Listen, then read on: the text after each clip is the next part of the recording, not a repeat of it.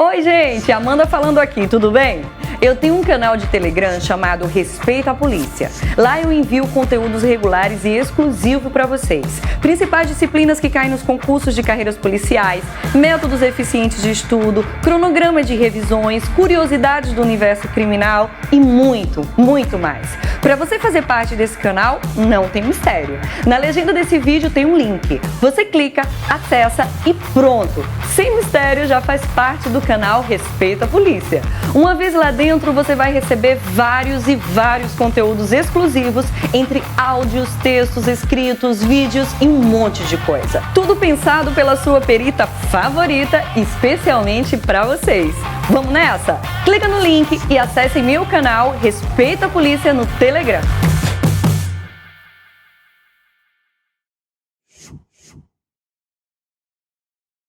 Você sabe como é a atuação de um perito em um local de crime contra o patrimônio? Se não sabe, tem curiosidade em aprender, senta aí que o vídeo é sobre isso. Mas antes, se você não me segue, trata já de seguir, de ativar as notificações para não perder conteúdo nenhum e não esquece, de dar o like nesse vídeo e de deixar o seu comentário. Você pode dizer o que achou, se tem alguma dúvida ou me dar uma sugestão para um novo vídeo. Eu vou adorar a sua opinião e com certeza eu vou responder, tá? Gente, um perito não atua só em local de crime que envolva morte, que é o meu trabalho que eu sempre estou aqui trazendo para vocês. Hoje eu vim mostrar uma outra possibilidade de atuação de um perito criminal em cena de crime, que é atendendo locais de crime contra o patrimônio e que não vai ter cadáver envolvido. Algumas pessoas me falam assim: ai, Amanda, eu quero ser perito, quero trabalhar em local de crime, mas não quero ver cadáver. Tem jeito? Tem. Atendendo esse tipo de local. A gente tem equipes para atender, são pessoas que trabalham diretamente com cenas em que houve um furto, em que houve uma explosão, em que houve um dano ao patrimônio.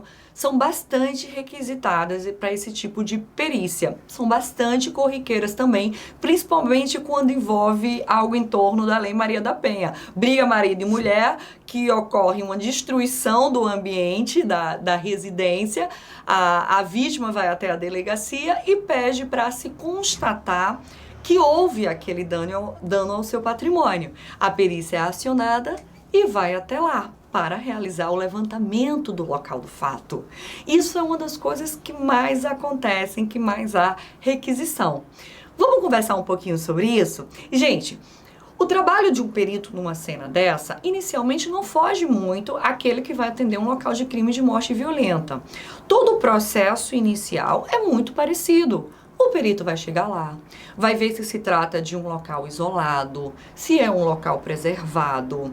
Se não tiver isolado, ele vai providenciar para que as medidas necessárias sejam tomadas para aquilo, para que ele possa realizar o seu trabalho da melhor maneira e coletar o máximo de vestígios. Ele também vai olhar se o local é seguro. Porque às vezes em locais de crime contra o patrimônio envolve uma explosão, por exemplo, como a gente vê nas explosões a banco. Nem sempre o local está seguro, está ameaçando desabar, ou pode ter ainda algum explosivo ali naquele ambiente. Então o perito tem que se preocupar antes de iniciar todo o processo, além de se saber se o local está isolado e providenciar o isolamento, se é um local seguro. Se não for, o perito vai acionar todas as medidas necessárias para garantir a segurança, para só então, depois disso, proceder ao início dos seus trabalhos. Veja, não tem nada de diferente até então de um perito que vai para um local de morte violenta e um perito que vai para um local como esse de crime contra o patrimônio. Depois, vai se passar a busca por vestígios. Os dois peritos dos dois ambientes vão fazer a mesma coisa. Buscar vestígios que sejam importantes, que o perito possa acreditar que tem relação com a prática delituosa. Depois, fotografar tudo. Cada vestígio na posição em que está, fotografar todo o ambiente e descrever todo o ambiente. No crime contra o patrimônio, é muito importante que o perito descreva os acessos àquele ambiente. Porque, por exemplo, quando se dá um crime de furto, você tem que dizer por onde a pessoa entrou, por onde a pessoa saiu. A pessoa que eu falo, o indivíduo criminoso, né? onde possivelmente, se for o caso, ela possa ter entrado ou possa ter saído, que artifícios ela usou para entrar, se usou uma chave, que pode ser uma chave da casa que ele conseguiu por algum motivo, ou se ele fez uma cópia, se foi por meio de arrombamento, se foi por meio de escalada. Então o perito vai começar a estudar os acessos àquele ambiente. E depois eu volto para citar mais sobre esses acessos, o impacto que isso tem lá na persecução penal, tá? Então, anotou tudo, fotografou tudo, estudou a forma que pode ter tido acesso àquele ambiente, tudo registrado, aí vai se passar a coleta dos vestígios. Gente, repito, tudo igual, né? Tudo igual o perito de local de morte violenta com o perito de crimes contra o patrimônio. O que o perito de crimes de patrimônio acaba fazendo a mais? Na verdade, nem a mais, porque o perito de local também faz, mas acaba fazendo com mais frequência, né? Coletando impressões digitais. Geralmente, os crimes contra o patrimônio, você encontra uma riqueza maior desse tipo de vestígio, né? Impressões digitais que possam ter ficado no ambiente, porque foi uma janela que foi aberta para se conseguir entrar, objetos que foram tocados, uma porta que foi tocada. Então, o perito de local de crime contra o patrimônio, ele tem uma preocupação muito grande nisso, de tentar preservar ao máximo as impressões digitais ou os fragmentos de impressões digitais para conseguir, sendo possível, a determinação da autoria daquele evento delituoso. Então vai proceder a coleta de todos esses vestígios, o que foi tocado, de que forma foi, o uso da técnica de revelação para aquilo, dependendo do tipo de anteparo, onde aquele fragmento digital ou a impressão por inteiro esteja. Saber o que pode ter sido levado daquela casa, de que forma foi levado. Quando é, por exemplo, uma destruição de um ambiente, não uma situação de furto, o perito vai também descrever o que foi quebrado, o que foi danificado, se aquele objeto foi destruído por completo ou se ele foi avariado de uma maneira leve, porque isso também vai ter impacto na fase de processo penal. Foi quebrado um celular e esse celular está inviável para o uso. Mas o perito, ele tem como atestar isso? Uma TV, ela acabou-se, ela foi avariada de forma completa, deu perda total. O perito tem como avaliar isso? Ele pede auxílio, ele pede ajuda a quem de repente, se ele não entender, possa entender. Isso é normal, mas o perito de local de crime contra o patrimônio vai descrever tudo isso também, né? O que foi quebrado, o que foi perdido, ele não pode falar, foi furtada uma TV, porque ele não tem como garantir que realmente havia uma TV naquele ambiente. Então o perito não pode afirmar o que ele não tem certeza, né? Ele apenas vai dizer, no ambiente não foi encontrada nenhuma TV. Né? Isso ele pode. No ambiente havia uma TV, essa TV foi avariada por trincamento na sua região frontal por objeto contundente, levando à total inviabilidade do seu uso. Ele pode descrever dessa forma. Isso vai ter, da forma como é descrita, impacto na persecução criminal. Porque o juiz que vai julgar aquele processo não foi até lá. Geralmente o juiz não imagina levar uma TV para dentro de uma sala de audiência quebrada para o juiz ver. Não, o perito vai descrever como estava aquela TV quebrada, sendo o caso, né? E o juiz vai lá, vai ver e vai tomar as medidas com relação à lei cabíveis para aquilo. Então, é um trabalho minucioso, é um trabalho muito delicado e extremamente importante. Quando eu falei com relação à forma que se deu a entrada do criminoso, por exemplo, numa situação de furto, o Código Penal para o crime de furto traz a figura do furto qualificado, que é um furto que tem uma pena aumentada. E esse furto é qualificado, entre outros motivos, pelo rompimento de obstáculo, pelo uso de escalada, por exemplo. Para adentrar uma casa, o criminoso fez pulando o muro. Ele usou o artifício da escalada e lá ele furtou o objeto tal.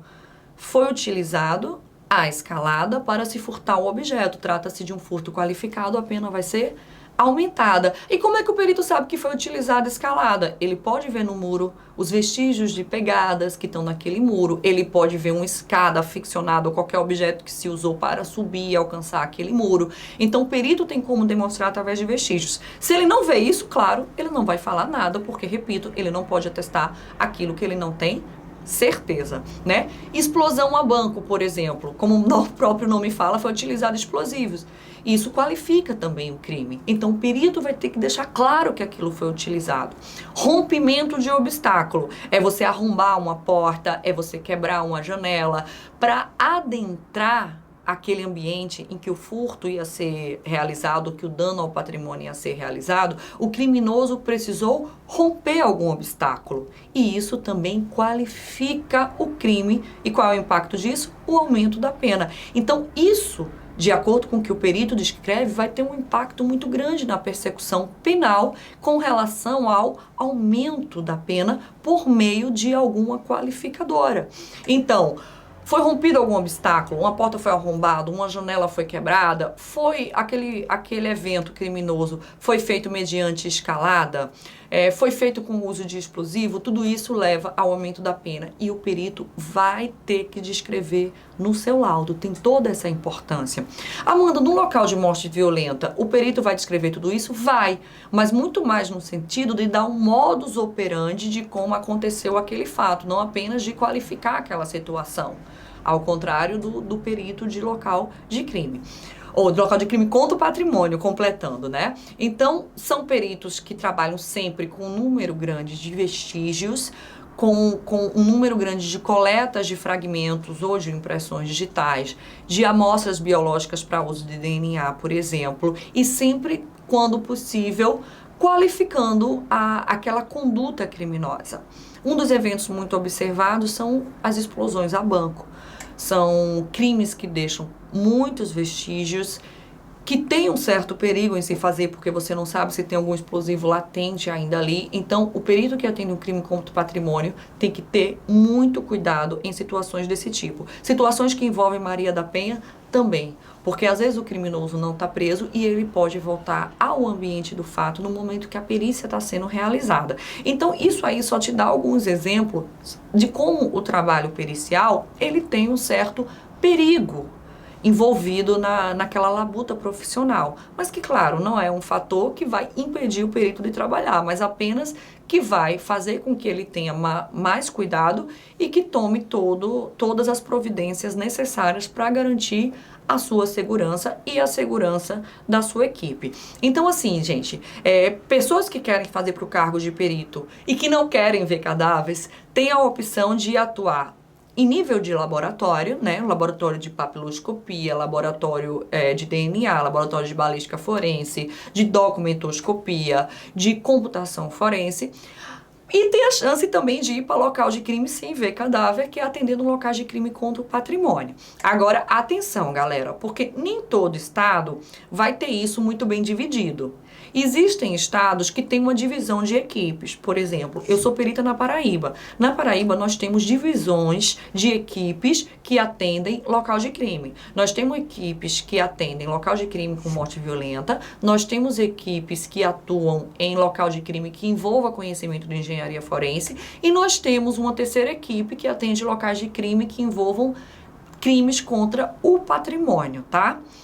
Então, a gente tem essa divisão na Paraíba. Na Paraíba, você pode vir para local de crime e não ver cadáver. Agora, existem outras regiões que não tem essa diferença, que você é perito de local de crime e você vai atender o que aparecer, né? Então, caso você não queira se confrontar com um cadáver, tem que ter atenção quanto a isso também, né?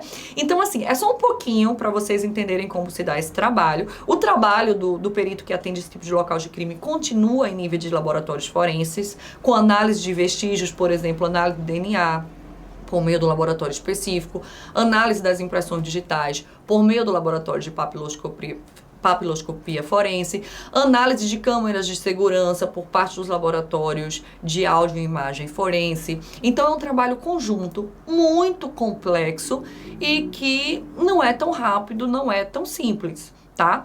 É um trabalho que tem menos desgaste emocional que os locais atendidos com relação à morte violenta e que envolve toda a beleza, como todos os outros, da ciência e do saber da perícia criminal e tão importante para o processo penal, assim como eu citei alguns exemplos para vocês, principalmente com relação a aumento de pena, né? Então eu espero que vocês tenham absorvido um pouquinho de conhecimento.